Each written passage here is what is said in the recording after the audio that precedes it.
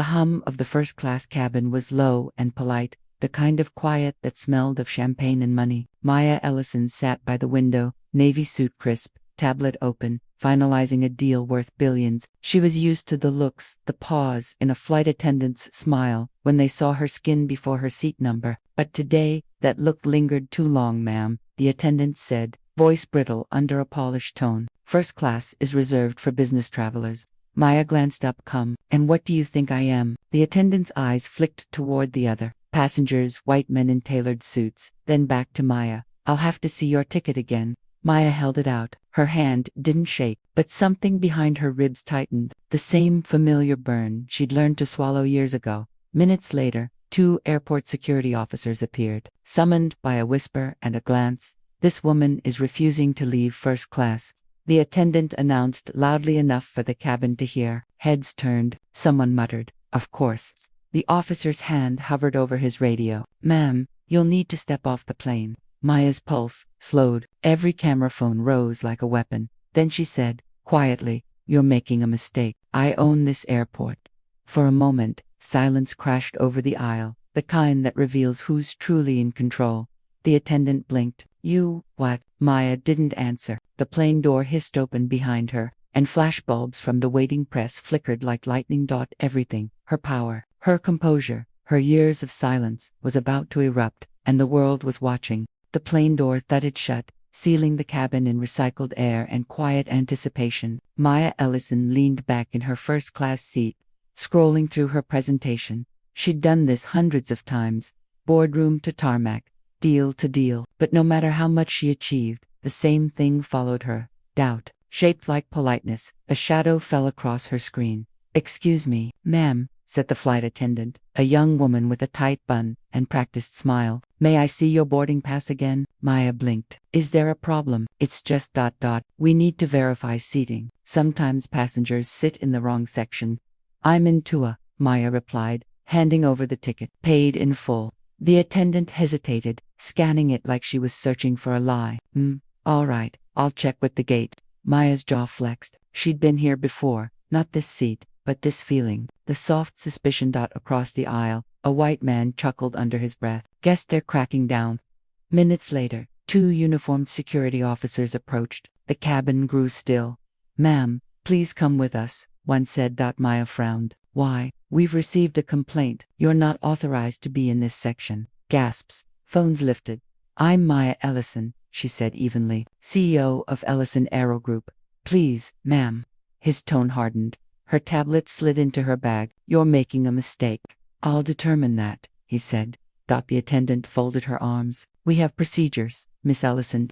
"It's Ms., actually," Maya corrected quietly. Security escorted her down the aisle. Cameras clicked. Someone whispered, "Entitled." As the airlock door opened, the first flash of daylight hit her eyes, and dozens of reporters waited beyond the glass. "Already filming." Her phone buzzed. A text from Jordan. "Maya, the video's already online." Her pulse stilled. The world had seen everything but not yet the truth, and she was done staying silent. The morning after the incident, the world had already chosen its sides. Maya's phone buzzed, non-stop reporters, employees, friends, and strangers flooding her inbox. Hashtags scrolled endlessly across her screen. Hashtag airport racism, hashtag black CEO, hashtag Ellison Aero. The video had spread like jet fuel. Millions of views, thousands of comments, dissecting every second of her humiliation. In the clip, Maya's calm voice echoed under the harsh cabin lights. "You're making a mistake. I own this airport." That line had become a meme, a rallying cry, and a weapon, depending on who said it. At the Ellison Aero headquarters, her PR team huddled around a giant monitor. Jordan Patel, her CFO and oldest ally, leaned forward with a grim face. "Damage control isn't working," he said. "They're not talking about the airline's racism anymore. They're debating your tone." Maya set her coffee down. "My tone? Apparently you were condescending," he said, quoting the online comments with visible disgust. "They're calling it reverse discrimination now. The airline just released a statement." He tapped a key. The screen flashed. "We regret the misunderstanding aboard Flight 237. Our crew followed standard procedure to ensure passenger safety." Maya laughed softly, not out of humor, but disbelief. "Safety? From me, Jordan sighed. They're framing it as a misunderstanding, not an act of bias. They always do, she murmured. The script never changes, only the faces.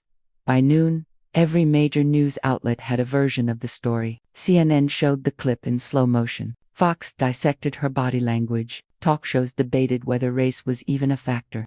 Maya watched herself replayed again and again, frozen mid-sentence, her face a symbol now instead of a person. Thought the phone rang again. Her head of communications, Elise, sounded panicked. Maya, social sentiment split 50-50. You've got activists calling you a hero, but the airline's supporters are saying you overreacted. They're trying to paint you as an angry executive pulling rank. I didn't pull rank, Maya said. I pulled dignity. I know, but perception's what they sell.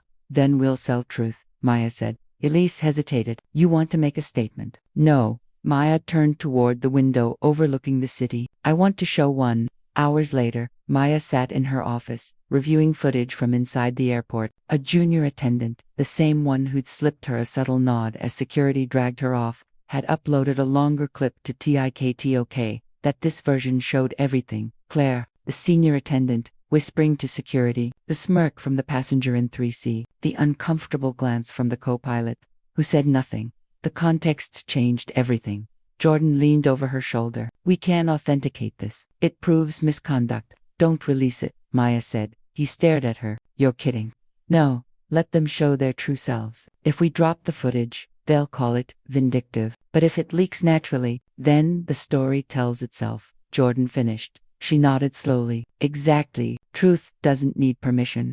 That night, Maya sat alone in her penthouse. City lights stretching below like a constellation of secrets. Her mother's old locket lay beside her laptop, tarnished, but warm in her palm. Her mind drifted back to the last time she'd been publicly humiliated at 20, fresh out of MIT, mistaken for an intern at her own aerospace presentation. She remembered the laughter, the patronizing sweetheart. That day, she'd sworn power would protect her, but power hadn't protected her now. It had only made her target larger. The TV in the background blared a live segment. Joining us now, the flight attendant who was at the center of this controversy. Maya turned the volume up. Claire sat in a studio chair, hands clasped, eyes glistening with feigned remorse. I felt threatened, Claire said. She was intense. I didn't know she was the owner. If I did, of course, I would have handled it differently. Maya froze. If I did. That single phrase sliced through the room. Conditional respect, power-dependent courtesy. The anchor nodded sympathetically. Understandable confusion, given the stress of the job. Maya's jaw tightened. Understandable, she whispered bitterly. Her phone buzzed again. Jordan, turn it off, he said immediately. You don't need to watch that garbage. I do, she replied. I need to see how far they'll go to rewrite what happened. He paused. Then promise me one thing. Don't react tonight. They want you emotional. Maya exhaled. Steady, they'll get strategy instead. By morning, a new wave of headlines hit. Racist or misunderstood. Airline employee speaks out. Corporate queen or victim. Public divided over airport scandal. But below the chaos, something else was stirring. The second video, the one the junior attendant had posted, was starting to spread. Jordan stormed into her office mid-afternoon, breathless. It's happening. The raw clip just hit Reddit and millions of views in 2 hours. Claire looks terrible. Maya raised an eyebrow. Terrible or truthful? Both, he said. They're eating her alive. Good, Maya said softly, but her tone wasn't triumphant. It was tired, like someone watching history repeat itself with new actors. By evening, the airline's shares dropped 3%. Their PR issued another statement, this time apologetic, vague, panicked. We are aware of a longer recording of the incident and are investigating further. We deeply regret any distress caused to Ms. Ellison. Maya stared at the words on her screen. Any distress, she repeated under her breath. That's what they call it. Jordan crossed his arms. They're scared. They should be. She closed her laptop. But fear isn't justice. Outside, the sky burned orange with sunset. News vans lined the street below her headquarters. Maya walked to the glass wall, watching their flashing cameras reflect against her own reflection. A woman both framed and freed by visibility. Her mother's voice echoed in memory. Baby, one day they'll see you for who you are. They see me now, Mama, Maya whispered, but they still don't know me. Her phone vibrated with a new text from an unknown number. You made the wrong enemies. See, Maya's breath caught. Claire. She stared at the message until the city lights blurred. Then she deleted it slowly, calmly, because she knew what was coming next, and she was done being the one who flinched first. The conference room at Ellison Aero headquarters was a sleek monument to power glass walls, steel beams, and a panoramic view of the skyline. Normally, Maya Ellison loved this space. It was where she signed multi-million-dollar contracts, where people twice her age deferred to her vision. But this morning, that view felt like a stage light. 12 board members sat around the oval table, their faces lined with discomfort. Not anger, that would have been honest, but that tight, wary civility that came before betrayal. Jordan sat beside her, silent, laptop open. He didn't need to tell her this wasn't going to be pleasant. At the far end, Malcolm Graves, one of the company's oldest investors, cleared his throat. Maya, we're here because we're concerned about optics. There it was, optics, that sterile corporate word people used when they didn't want to say race. Go on, Maya said evenly. Malcolm adjusted his tie. This incident at the airport, it's damaging our brand. You've been trending for 48 hours straight. It's polarizing. I didn't ask to trend, Maya replied. But you did respond, said another voice, Victoria Lang, the PR liaison. Your silence, followed by the leaked clip, it makes it look like a calculated move. Maya turned toward her. Are you suggesting I leaked the footage? Victoria shrugged. Public perception is tricky. Some are calling it a setup. Jordan interjected, voice sharp. Let's not rewrite history. Maya was detained and humiliated in front of cameras. She showed restraint. The video speaks for itself. Malcolm leaned forward, tone calm but poisonous. No one's questioning the facts. Jordan, we're talking about the narrative. If this spirals further, we risk losing government contracts, sponsors, airport partners. Because I'm black and had the audacity to sit in first class? Maya asked. A hush spread. No one answered. She smiled coldly. Please, continue. Minutes passed in measured tension. A few members exchanged uneasy glances. The room felt smaller, oxygen thinner. Victoria broke the silence. The airline's legal department reached out. They're proposing a joint statement to de-escalate the situation. Something neutral. They'll admit to miscommunication if you acknowledge procedural misunderstanding. Maya blinked slowly. So they'll admit nothing, and I'll apologize for existing. Think of it as a gesture, Malcolm said. To calm markets. Jordan slammed his pen down. She doesn't owe them anything. Maya lifted a hand. Steady. It's fine, Jordan. She turned to the board. I appreciate your concern, but let's be clear. Ellison Aero doesn't react to injustice. We redefine it. If the market can't handle a black woman holding power, then maybe the market's the problem. Careful, Malcolm warned. Statements like that sound political. Maya leaned forward, eyes narrowing. Being born black was never a political act. Surviving it is. The room fell silent again. Outside, rain streaked the windows, the kind that blurred the city into soft shapes. Maya stood, her reflection fractured across the glass. When I started this company, I did it knowing I'd be underestimated, she said quietly. But I never thought it would come from inside these walls. No one met her gaze. Victoria sighed. Maya, we all admire you. But this controversy could distract from our growth. We need to protect shareholders. From truth, from perception, she replied. Then maybe perception's overdue for a change. After the meeting, Maya and Jordan walked through the quiet corridor. The air smelled faintly of ozone and coffee, the scent of tension. Jordan finally exhaled. They're rattled. They're scared, she corrected. Fear's just cowardice with a briefcase. He gave her a small, worried look. They might move to limit your authority if this keeps escalating. Malcolm's already whispering about interim leadership. Maya stopped walking. He can whisper all he wants, but no one takes my company from me. Jordan hesitated. Then what's the plan? The truth, she said simply. We're going to expose everything, from that airline's bias to the contracts they've buried under diversity reports. He frowned. That'll make enemies. I already have them, she said. Might as well make them visible. That afternoon, Maya called an internal meeting with her legal and research teams. Screens lit up with charts, complaint histories, and discrimination data from the airline's HR department. Cross-reference every passenger complaint over the last 5 years, she ordered. Find me any pattern involving race, gender, or bias in seating disputes. One intern raised her hand timidly. Miss Ellison, isn't that out of our scope? We're not the FAA today. We are, Maya said. The room buzzed with nervous energy. Jordan whispered, "You're going to war." "No," she said, "I'm going to court." By evening, Maya's desk was covered in printed documents. A pattern emerged: dozens of verified cases where passengers of color were downgraded, questioned, or removed for safety. The airline had settled many quietly, under NDAs. It wasn't an isolated mistake. It was systemic. Jordan scanned the data, face pale. "You could end them with this." Maya nodded slowly. "Not end reform. But first, they'll try to silence me. Then we get ahead of it." "Huh?" she asked. He pointed to her phone. "An interview, public, controlled. You set the tone before they can spin it again." Maya considered it. The cameras, the scrutiny, the risk. "I built this company from nothing," she said finally. "I'm not going to lose it over someone else's prejudice." "Then let's remind them who you are." Hours later, under dim studio lights, Maya sat across from a journalist at a private network interview. Her posture was composed, her eyes unflinching. The reporter began softly. "Ms. Ellison, millions saw what happened to you. Why stay silent until now?" "Because silence used to protect me," she replied. "It doesn't anymore."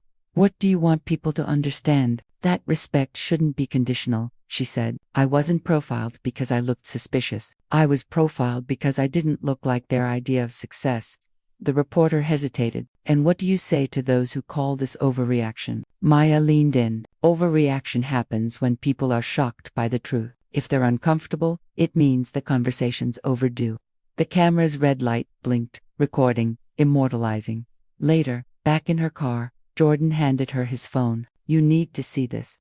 On social media, clips of the interview were already trending. The comment section was a storm, half applauding, half attacking. But one thread stood out: screenshots of leaked emails between the airline's executives mocking her, discussing strategy to contain the black CEO's tantrum. Jordan grinned. "Anonymous whistleblower. We can trace it." Maya's heart thudded. "It's starting." "Yeah," he said. "They wanted optics. Let's give them exposure instead." The rain had stopped outside, leaving the glass streaked and shining with city lights. Maya stared out at the runway lights in the distance, glowing like constellations she used to dream about as a kid. Back then, she'd thought power would mean freedom. Now she knew the truth. Power only made the fight louder. Still, she smiled faintly. "They tried to embarrass me in the sky," she murmured. "Now I'll make them answer on the ground." And for the first time in days, she felt steady. Not angry, not afraid. Just ready. The studio lights were too bright. Claire Hart blinked against them, adjusting the microphone clipped to her pale blouse. Across from her, the morning show host smiled with that perfect mix of empathy and curiosity, the look that sold stories without ever touching truth. "Claire," the host began softly, "you've been under enormous pressure since the video went viral. Tell us, how has this experience been for you?" Claire exhaled shakily, hands trembling just enough to seem human. "It's been overwhelming. I never meant for any of this to happen. I was just following protocol."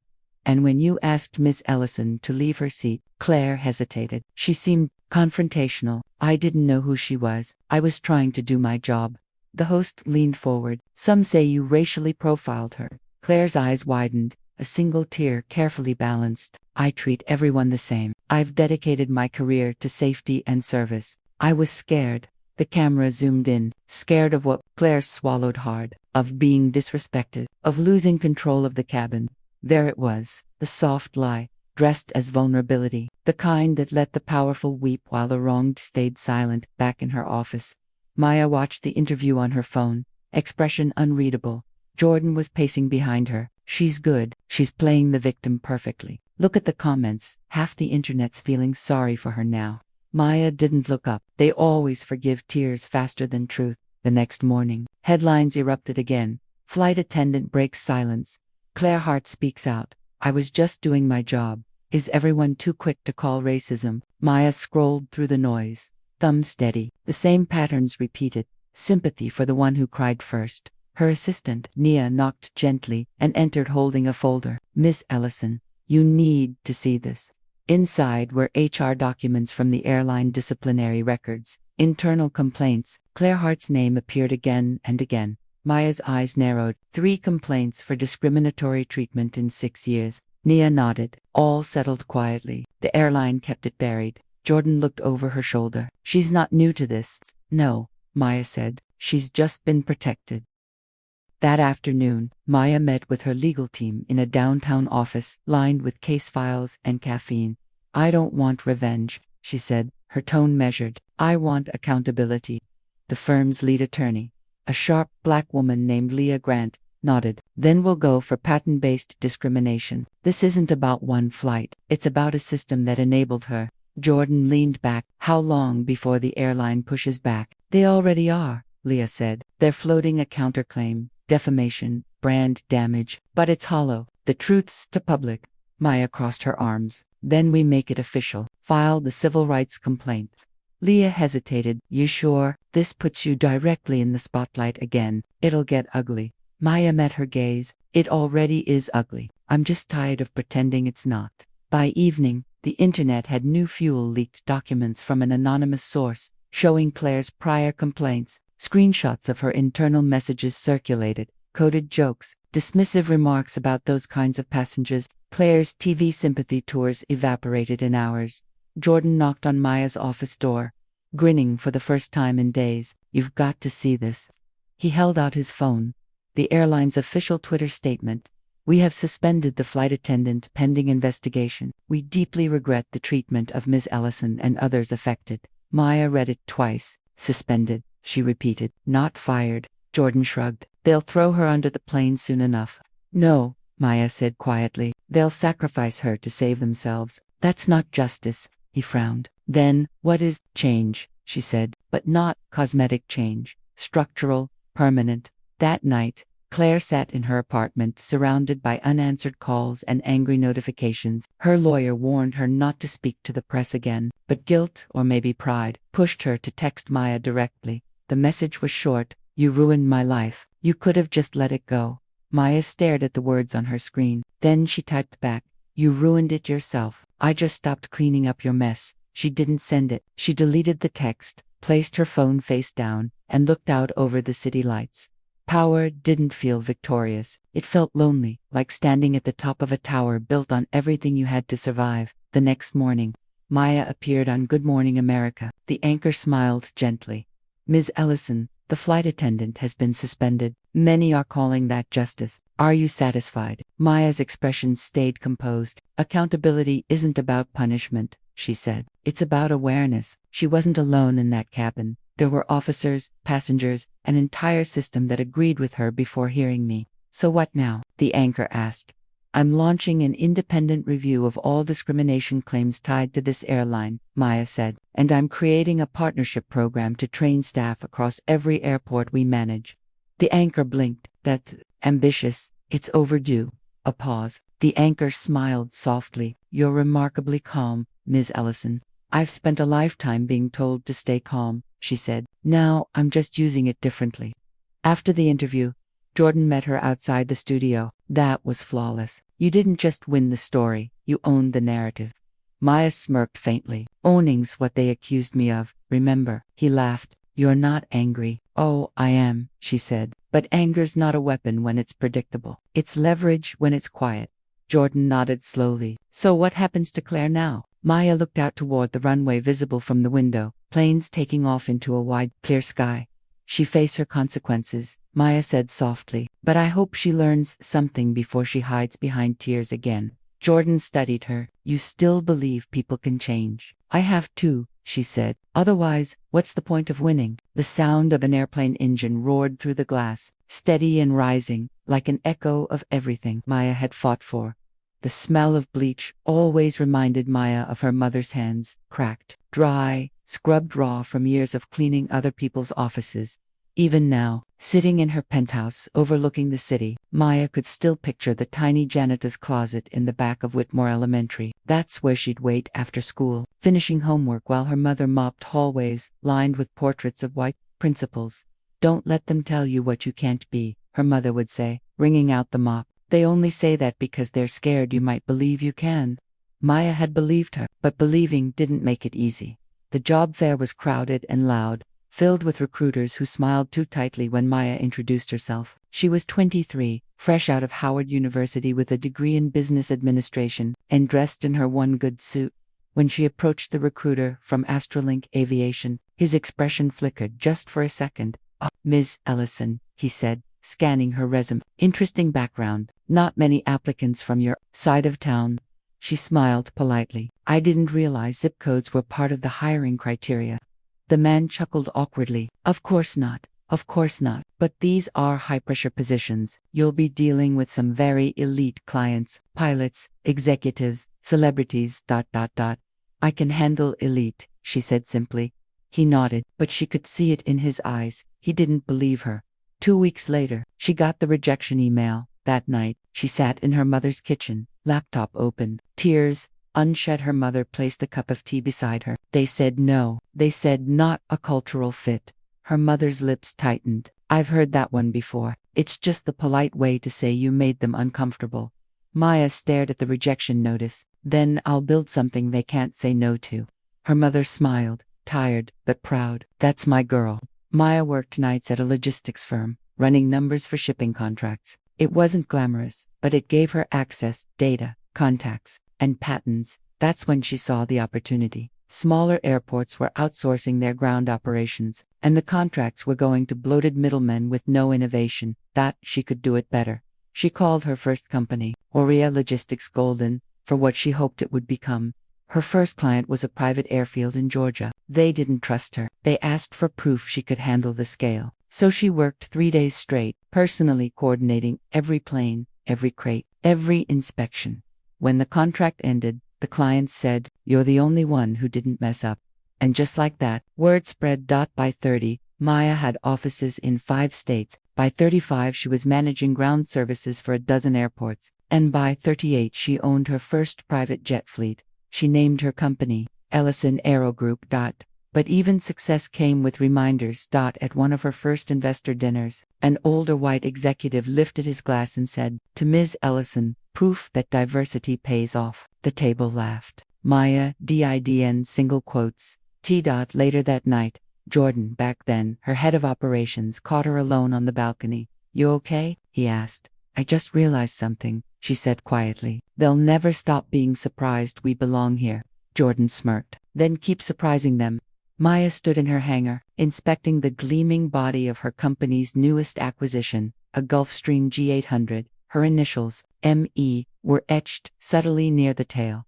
Jordan approached, clipboard in hand. "Everything's prepped for the board meeting in Atlanta tomorrow." "Good," she said. "And the new pilot? Certified, background checked, military precision type?" She smiled faintly. "My kind of professional." Jordan hesitated. "You sure you want to take a commercial flight this time? Security details says it's unnecessary risk."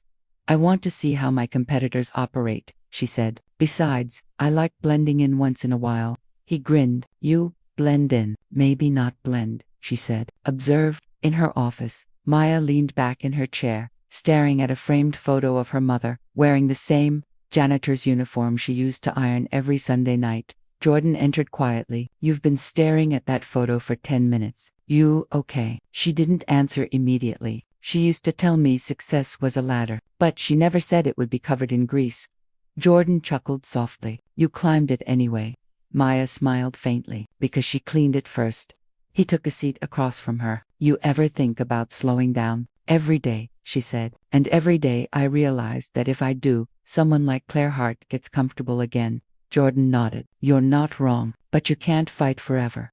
"I'm not fighting," she said, her tone calm but cold. "I'm recalibrating the air." That evening, a journalist from Forbes came by for an interview, a feature on the black woman who changed aviation. "Ms. Ellison," the reporter said, flipping open her notebook, "people call you relentless. Some say intimidating. Do you think that's fair?" Maya smiled. "Relentless means I don't quit. Intimidating means I don't shrink. I'll take both as compliments." The reporter smiled nervously. "And what drives you?" Maya's eyes flickered toward the window, where planes were taking off against a sunset sky. "Legacy," she said. "Not money, not headlines. Legacy," the reporter scribbled, then asked softly, "Do you ever forgive the world for what it did to you?" Maya looked at her, thoughtful. "No, I outgrew the need to." That night, after everyone left, Maya went down to the hangar again. The lights glowed soft gold across the tarmac. She ran her hand along the smooth hull of her jet. "You remember?" she whispered, as if to her mother. "You said not to let them tell me what I can't be." "I didn't." The wind howled softly, almost like applause. Jordan's voice came from behind her. "We're wheels up for DC in the morning. Civil Rights Committee wants to meet you in person." She nodded. "It's time." He hesitated. "You know, most people would have quit after what happened." "I'm not most people," she said. "And this isn't about me anymore." She looked out over the runway, a symbol of everything she'd built from nothing. "This is for everyone who's ever been told to stay in their seat." The press conference lights were blinding. Microphones clustered like hungry mouths at the podium. Maya adjusted her blazer, the same white one she'd worn on the day of her company's launch, and stepped forward. Behind her, a banner read, "Ellison Aero Group, Equality Takes Flight." "Ms. Ellison," shouted a reporter from Channel 9, "how do you respond to accusations that you're exploiting this situation for publicity?" Maya met his gaze, unflinching. "When a woman is humiliated in public for existing in her own skin, speaking out isn't publicity, it's accountability." Cameras clicked. A murmur rippled through the crowd. Another reporter raised her hand. "The flight attendant Claire Hart claims she acted in accordance with security protocol. Do you think she was following company rules or personal bias?" Maya's tone turned sharp, deliberate. "When protocol only seems to apply to people who look like me, that's not policy. That's prejudice." The room went silent for a beat. A silence that said truth had just struck bone. Tonight, the Ellison case continues to dominate headlines. New footage shows airport staff detaining Maya Ellison, the CEO of Ellison Aero Group, after a flight attendant accused her of being a security threat. The incident has sparked nationwide protests and raised questions about systemic racism in aviation. Clips rolled, Maya in handcuffs, passengers recording, Claire looking frightened as guards escorted Maya away. Then came the leak. A security officer's body cam footage, showing Claire whispering, "She doesn't look like she belongs in first class." Jordan slammed the remote on the desk. "That's it. It's out. Everyone's seen it." Maya exhaled slowly, her hands clasped. "And now the real trial begins." He looked at her. "You could sue for damages. Millions, maybe billions." "I don't want money," she said. "I want the system that trained her to see me as a threat dismantled." Jordan frowned. "That system has lawyers, lobbyists, politicians." "Then I'll make them all listen," Maya interrupted. "On camera, in court, in the streets if I have to." He hesitated. "You're going public, aren't you?" She nodded. "Tomorrow morning, national interview, prime time." The studio buzzed with quiet tension. Makeup artists brushed powder across Maya's face as producers whispered in her earpiece. 3 minutes, Ms. Ellison," said the director. "We're going live coast to coast." Across from her sat anchor Diane Kruger, polished and skeptical. As the countdown hit 0, the lights blazed on. "Welcome back to Morning Frontline. Today we speak with Maya Ellison, CEO of Ellison Aero Group, now at the center of a national controversy." Diane began smoothly. "Ms. Ellison, some say you're using this incident to push an agenda. How do you respond?" Maya smiled faintly. "If fairness is an agenda, then yes, it's mine." Diane arched an eyebrow. "Critics argue that the flight attendant made a mistake, not a hate crime." Maya leaned forward. "When a mistake happens to people who look like me every week, it stops being an accident. It becomes a pattern." The audience, small, studio-sized, murmured agreement. Diane tried again. "Do you believe this will change anything?" Maya's eyes sharpened. "Change doesn't happen because we believe. It happens because we refuse to stop demanding. Hashtag justice for Maya. Hashtag flying while black. Hashtag Claire Hart exposed. Hashtag aviation, while racist within hours." Millions of posts flooded social media. Memes, op-eds, celebrities weighed in. Corporations released statements, and airports scrambled to review their anti-bias training programs, but not everyone supported her. Comment sections filled with vitriol. "Another race baiting millionaire. She's just mad she got treated like the rest of us." Privilege comes in all colors. Claire appeared on screen, sitting beside a lawyer. Her makeup was light, her expression carefully fragile. "I just followed procedure," she said tearfully. "I didn't mean to offend anyone. I've received threats. My life's been destroyed." Maya watched from her office, eyes narrowing. "She's shifting from aggressor to victim," Jordan muttered. "Classic PR move." Maya nodded slowly. She's not stupid, she's playing sympathy. But sympathy doesn't erase truth.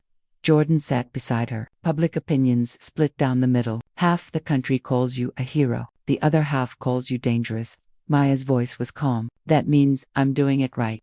The boardroom was tense. Half her executives looked exhausted, the others wary. Miss Ellison, said one gray-haired member, we support you personally, but this media storm is hurting our brand. Investors are nervous. Maya stood. If investors are nervous about justice, they shouldn't invest in me. A silence stretched on. Another board member spoke hesitantly. Public sentiment can change fast. Maybe it's time to de-escalate. She turned slowly, her voice steady. Do you know how many black passengers write to me about being profiled at airports my company manages? Hundreds. I built this brand to be different. If I stay silent now, I become the same thing I fought.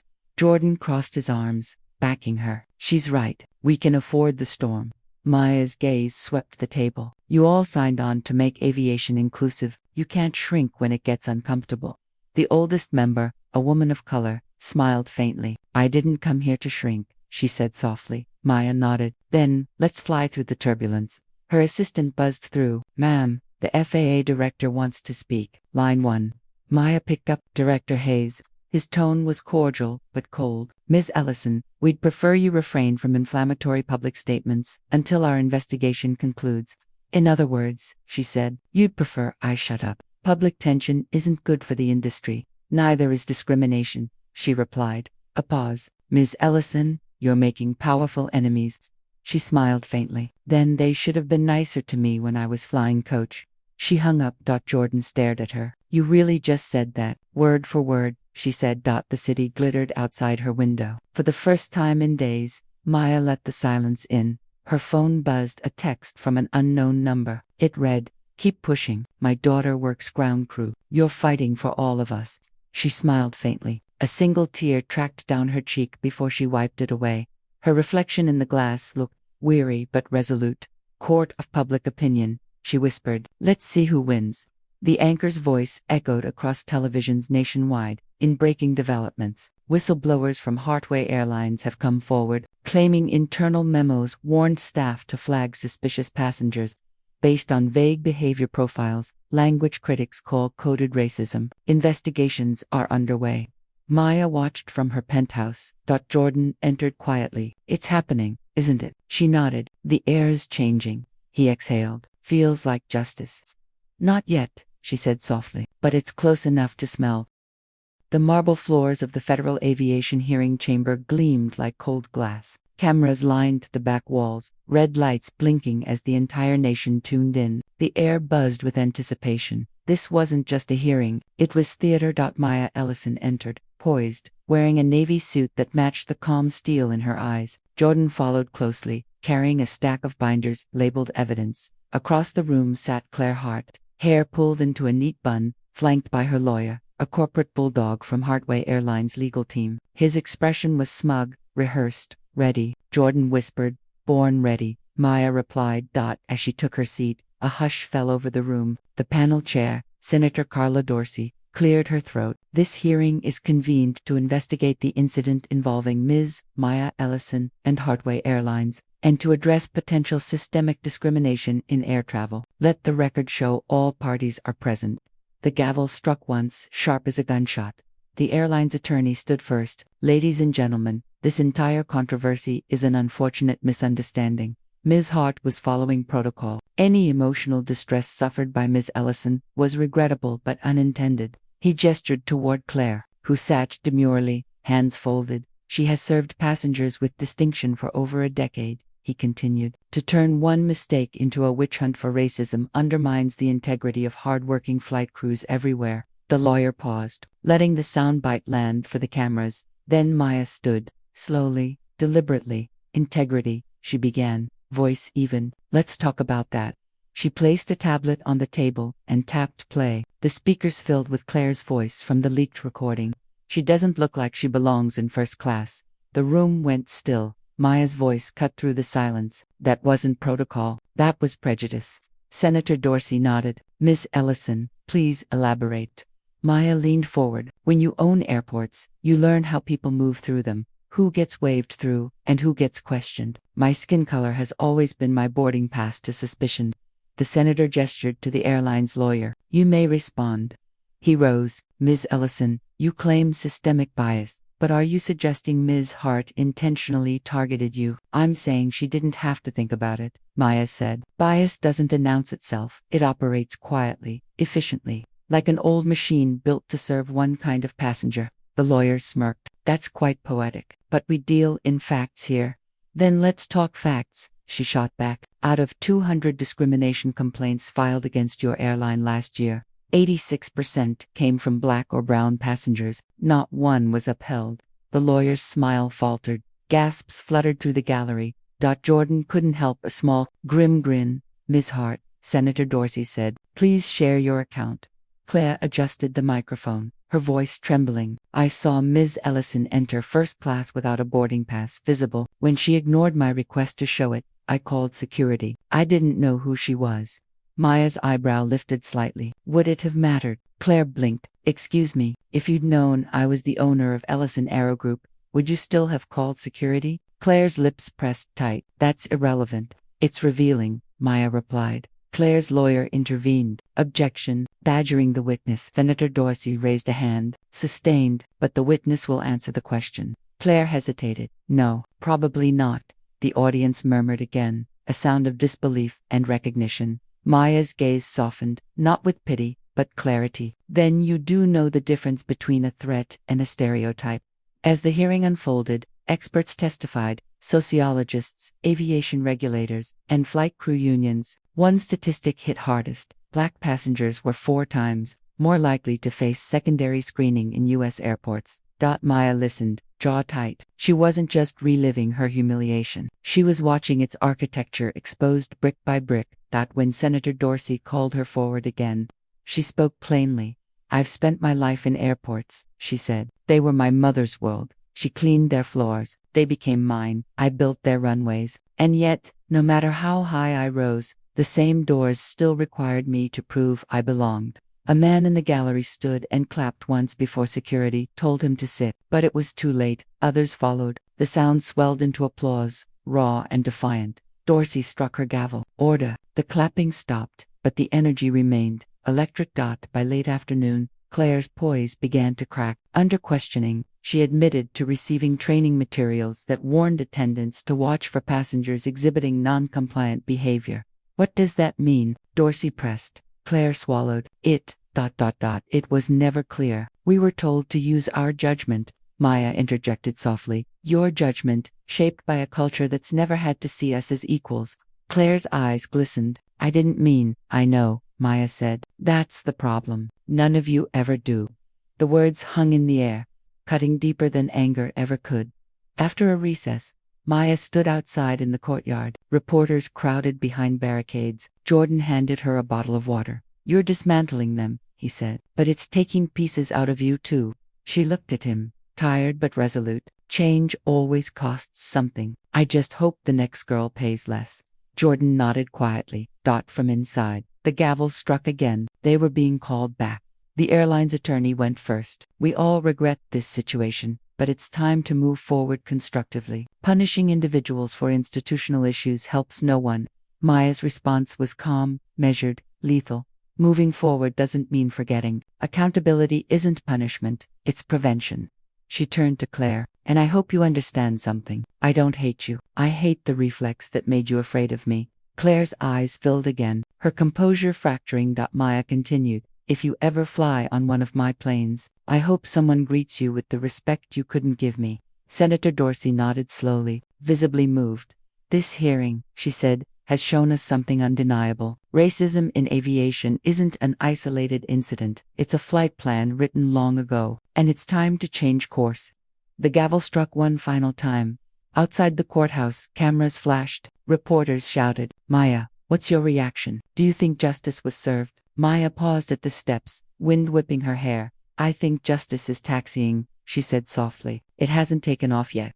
She turned to Jordan, who smiled faintly. That's your headline right there. Good, she murmured. Let them print it. As she stepped into the waiting car, the crowd behind her erupted. chants echoing through the marble arches. Fly fair, fly equal, fly free. Maya closed her eyes, the sound wrapping around her like thunder. For the first time since the incident, she felt the air shift lighter, freer, not victory yet, but the beginning of it. The storm didn't end with the gavel, it only changed shape. By dawn, the news cycle had exploded again. Headlines screamed across every platform. Hearing exposes racism in aviation industry. Flight attendant admits bias under oath. Maya Ellison's testimony sparks federal review of airline policies. Maya woke to the buzz of her phone, a flood of messages and calls she had no energy to answer. She sat on the edge of her bed, staring out at the Washington skyline, the pale morning light filtering through tall glass windows. For the first time in weeks, silence pressed heavy on her chest. Then came Jordan's voice over the intercom. "Morning, boss. You might want to turn on Channel 5. Claire Hart appeared on the screen again, but this time, she wasn't crying. Her hair was loose, her tone steady, resigned. "I lost my job," she said softly. "But maybe I needed to. Maybe the world needed to see what we've been ignoring." The interviewer leaned forward. "Do you blame Maya Ellison?" Claire shook her head. "No. I think she forced a conversation that should have started a long time ago." Maya stood watching, eyes narrowing slightly. "She's pivoting," she murmured. Jordan, standing behind her, folded his arms into redemption mode. "She's smart," Maya said. "She's using humility as her shield now." Jordan nodded. "Still, she's admitting fault. That's something," Maya sighed. "The system will forgive her before it fixes itself." The boardroom felt different. The energy wasn't fear anymore. It was reverence. Executives sat straight, alert, waiting for Maya to speak. "Congratulations are in order," one board member began. "The hearing changed everything. Our stock's up 12%. Investors see you as a civil rights icon." Maya tilted her head. "I didn't do this for stock value." "Of course not." Another chimed in quickly. "But we've become the face of inclusive aviation. Airlines are consulting us. The FAA just announced mandatory anti-bias retraining." Jordan glanced at Maya. "You made history." But Maya didn't smile. "History has a short memory," she said. "We need permanence, policy, not applause." The city hummed outside, muted through soundproof glass. Maya scrolled through her inbox. Thousands of emails from passengers, flight attendants, even janitors. One caught her eye. "Dear Miss Ellison, my son's a pilot. He's black. He was told he'd never make captain. Yesterday he did, because you stood up. Thank you." She exhaled slowly, emotion flickering across her face. For the first time in weeks, she allowed herself to feel it. Relief. Then the phone rang again. "Ms. Ellison," her assistant said, "the FAA director's on line 2. Maya picked up. "Director Hayes." His voice was careful. "Ms. Ellison, I wanted to inform you, the department will officially adopt a zero-tolerance policy for racial discrimination. We're naming it the Ellison Amendment." She froze, eyes widening slightly. "You're serious, dead serious," Hayes said. "Your testimony changed the landscape. Congratulations." She leaned back, overwhelmed by the quiet weight of what that meant. "Thank you," she said softly. After the call ended, she whispered to herself, "Mom, we did it." A polished anchor spoke over images of airports installing new equity compliance monitors. Following the Ellison Amendment, several airlines have overhauled their bias training systems. Hartway Airlines has lost nearly 18% in revenue and is facing multiple lawsuits from former employees, citing racially charged policies. The image shifted to Claire leaving a courthouse, reporters swarming. Ms. Hart has declined further interviews but was recently seen volunteering with an Aviation Diversity Foundation. Then back to Maya, walking through one of her hangars, surrounded by cameras, employees applauding, and Maya Ellison. She continues to expand Ellison Aero Group globally, setting a new standard for ethical aviation leadership. Reporters stood before a massive jet, draped in a silk cover. Maya took the stage, microphone in hand. "5 years ago," she began, "I was detained in an airport I helped build. Today, that same airport is hosting the launch of something new, the Freedom Line, a fleet of jets managed, staffed, and piloted by diverse teams across America." Applause erupted. Cameras flashed. She smiled, but it wasn't pride alone. It was defiance, shaped into grace. Jordan whispered beside her, "You're unstoppable." Maya's voice was quiet but certain. "No one flies alone anymore." The celebration was over. The hangar lights below shimmered faintly in the distance. Maya sat on the rooftop terrace, a glass of water in hand. The city breathed beneath her. Jordan joined her, jacket slung over his shoulder. Big day, he said softly. Big month, she replied. He sat beside her. You did what no one else could. She turned to him. I didn't do it alone. You stayed, he smiled. Wouldn't miss history being made. A pause. The wind shifted, cool and clean. You ever think about what's next? He asked. She nodded slowly. I want to buy more airports, not for power, for people. Maybe fund scholarships for aviation students who never get second chances. Jordan chuckled. You're turning activism into infrastructure. That's how it lasts, she said. Claire sat alone at a corner table, reading news on her tablet. The headline read, Ellison's Freedom Line hires record number of women and minority pilots. She stared at the photo of Maya smiling on stage. The waitress approached. You flying somewhere, hun? Claire smiled faintly. Maybe just learning how to start over. She slid a small envelope across the counter, addressed to Maya Ellison. Ellison Aero Group. Inside was a handwritten note. You taught me something I should have known long ago. I hope you fly higher than I ever did. A week later, Maya boarded her new flagship jet, the Freedom 1. As she stepped on, a young black flight attendant greeted her warmly. Welcome aboard, Ms. Ellison. It's an honor. Maya smiled. No, the honor's mine. She took her seat near the window as the engines hummed alive. Through the glass, she could see the runways glistening with dew. Jordan's voice came over the intercom. Captain Jordan Reed speaking. We're ready for takeoff. She laughed softly. You finally got your pilot's license. Some of us had good role models, his voice replied. The plane accelerated down the runway, rising steadily into the sky. Below, the city shrank to a patchwork of light and memory. Maya whispered under her breath, a promise, a benediction, for every one of us they ever grounded. The clouds parted, sunlight flooding the cabin. Maya leaned back, eyes closed. Finally at peace. Her mother's voice seemed to echo in her mind. Don't let them tell you what you can't be. She smiled. I didn't, Mama. The jet climbed higher, cutting clean through the clouds, proof that sometimes justice really does take flight. The sun had barely lifted over the horizon, painting the sky in gold and rose, when Maya Ellison's voice echoed through the grand hall of the newly opened Ellison Aviation Academy. It was more than a school, it was her legacy. A sprawling campus on the outskirts of Atlanta, built on land once leased by airlines that had refused her business years ago. Now, the gates bore her name.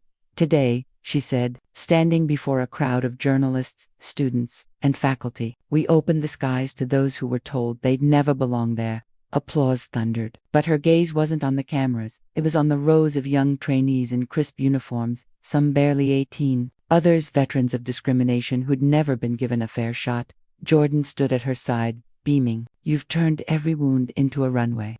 Maya smiled faintly. Not every wound heals, she replied. Some just teach you how to move without limping. A group of reporters followed as Maya walked between two massive aircrafts painted with the words, Freedom Line. One journalist asked, Ms. Ellison, how do you feel knowing your policies have changed FAA hiring nationwide? Maya paused, her expression thoughtful. Proud, she said, but policy isn't enough. Change isn't just ink on paper. It's people choosing to do better, day after day. Another reporter raised a hand. Some critics say you've turned this into a movement about you. Jordan tensed beside her, but Maya's tone stayed calm. If they're talking about me, they're finally talking about the problem. That's progress. The room went quiet, the kind of silence that carries truth like gravity. The crowd was gone, the academy was quiet. Maya sat alone at her desk, gazing out over the airfield. Rows of student pilots practiced taxi maneuvers under a soft pink dusk. Her tablet pinged a new message. Subject, letter from the Heart Foundation. From claire.hart@heartfoundation.org. Maya, the world's changing because you refused to stay quiet. I started something new, a foundation offering scholarships for young women of color in aviation. It's not redemption, but it's a start. Maybe one day, our paths will cross in the right way. Maya stared at the message, fingers hovering over the keyboard. Then she typed, thank you. The sky's big enough for both of us now. She hit send. The first Freedom Line commercial flight prepared for departure. Reporters swarmed the runway. The pilot, a young black woman named Captain Denise Harper, stood at the top of the boarding ramp. waving. Maya watched from the sidelines, her eyes glistening. Jordan approached, holding 2 boarding passes. Thought we should take the inaugural flight together. She smiled. Still trying to impress your boss. Always, he grinned. They climbed aboard. The crew greeted her like royalty, but she greeted them like equals, ready to make history again. The pilot asked. Maya nodded. Every day we fly, we rewrite it. The plane cruised above the clouds, smooth and steady. Passengers murmured quietly, the hum of the engines like a heartbeat. Jordan leaned over. You ever stop and think how fast it all happened? 2 years ago, you were being escorted off a plane. Now, you're rewriting aviation law. Maya looked out the window. Fast? No, it was slow. Every step felt like dragging stone uphill. But once truth takes off, she smiled faintly. It doesn't land easily. Jordan laughed softly. You should trademark that line. She shook her head. I'd rather teach it. Captain Harper's voice filled the cabin. Ladies and gentlemen, this is your captain speaking. We're flying over the very airport where our founder, Ms. Maya Ellison, was once detained for not belonging. Today, we dedicate this flight to her courage and to everyone who refuses to stay grounded. The cabin erupted in applause. Maya's throat tightened. Jordan turned to her. You, okay? She nodded, blinking back tears. Just remembering what it cost to get here. The hum of the plane faded into memory. Claire's trembling voice in the terminal, the security guard's cold stare, the sound of her mother's words from long ago. You belong anywhere your heart dares to go. The images overlapped the courtroom, the headlines, the faces of students taking their first flights. Narration rose softly. In a world that tried to ground her, she built wings that carried others. The plane descended gently toward New York. As the skyline came into view, Maya leaned closer to Jordan. I used to think justice was a destination, she said. Now I see it's the flight itself, constant, careful, never guaranteed. Jordan smiled. Then I guess we keep flying. She nodded. Always. When the jet landed, the runway was packed with press, officials, and aviation students holding banners that read "We fly because she did." The crowd parted as Maya stepped down the stairs. Reporters shouted questions, but she lifted a hand, silencing them. I don't want to talk about what happened to me, she began. I want to talk about what happens next, because the fight isn't over. The system still favors some and grounds others, but we've proven, even the sky listens when enough voices rise. Applause rippled through the crowd, rising like wind. Hours later, Maya stood alone again, watching the stars above the runway. Her reflection shimmered faintly in the glass. Older now, wiser, softer. Jordan joined her quietly. They're calling this the Ellison era. She chuckled. I just wanted to catch a flight. He smiled. You caught the world instead. They stood in silence for a moment, the air thick with peace. Then Jordan said, You think your mother would be proud? Maya's eyes softened. She'd probably tell me to sit down before I miss my connection. They laughed together, the sound echoing over the empty airfield. At dawn, a group of young trainees gathered at the runway, preparing for their first solo flight. Maya stood beside them, clipboard in hand, watching as the small Cessna lifted off the ground. The plane climbed shakily, then steadied, wings cutting through gold light. Maya smiled, whispering to herself, Fly steady. Jordan approached behind her. You ready to head home? She turned to him, eyes still on the rising plane. This is home. The jet ascended higher, disappearing into the morning haze, and for a moment, Maya felt her mother's presence again, like sunlight brushing her cheek. She whispered softly, Legacy isn't what you leave behind, it's who you lift.